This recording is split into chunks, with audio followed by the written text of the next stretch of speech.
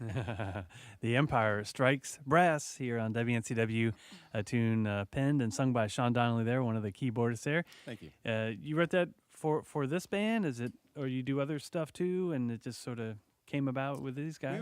We kind of just like who has songs to bring, and I actually wrote this song in a college class with Dr. William Pears. It was all about resolving the sevens, and yeah, and we just kind of threw some lyrics on it, and it worked out. Yeah, it sure did.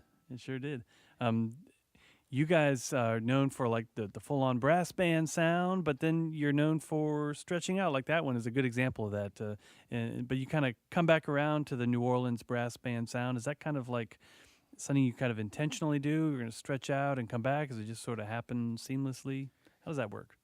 So, I mean, we love to incorporate a bunch of different styles. As Sean said, we all kind of bring our own flavors and tastes to the table and mix them all up and see what comes out of it. But we always like it to be funky and fun in whatever way that means for people. And yeah, this next record, we're definitely using a bunch of funk elements, some rock elements, and definitely rooted though in some jazz and New Orleans sound as well. Mm-hmm. So you know, it started off as definitely more of a brass-driven band, and then gradually all of our different styles have crept in. But you know, the brass is always. It's brass, so yeah. It's a nice, loud, wonderful thing, and it's always in every song. It plays an important role.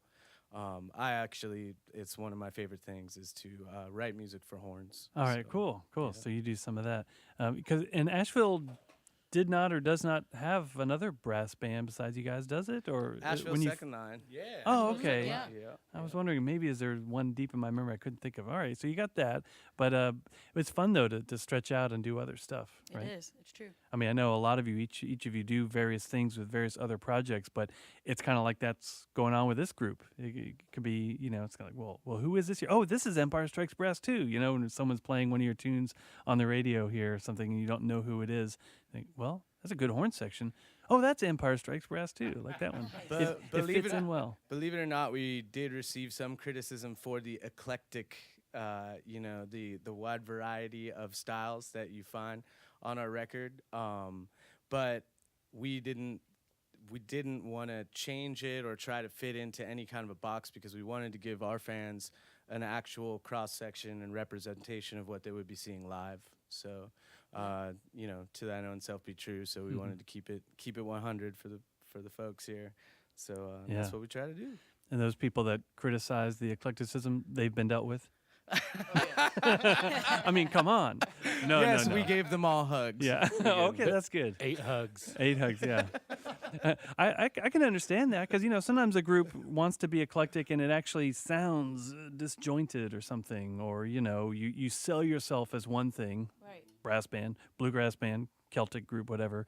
And then people are surprised, hey, wait a minute. That's not what I came for or expected. Right. So we're like, here's everything. Yeah. Yeah, and we try to cover our bases with the genre brass funk jam rock. Yeah, there you go. I saw that. That's a good eclectic thing there. Brass, funk, jam rock. Yeah. And you take it on the road. You know, you hit all throughout the Southeast, New Orleans, fairly often, or. They actually don't need to import as much music down there. So I get that. We have been many places in the Southeast, but not yet to New Orleans. We were offered a really cool opportunity that would have gotten us in with some really good folks at Jazz Fest, during Jazz Fest.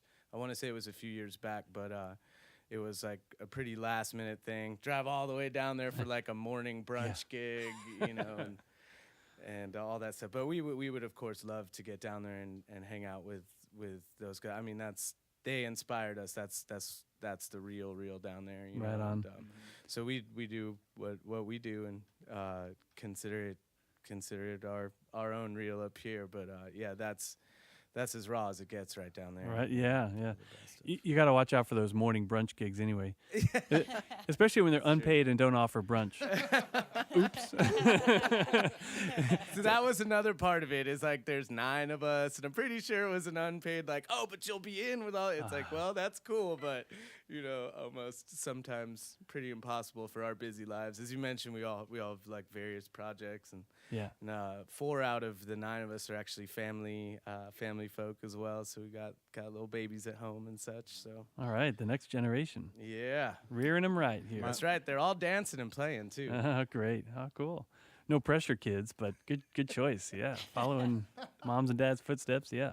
Empire Strikes Brass here on WNCW. Maybe we can find out about some of these other projects they're involved in after we hear another tune. So this next tune that we're about to do is actually a Jazzanova tune, and this will just show you how many of different styles that we do. So we're gonna do a little bit of that. Yeah.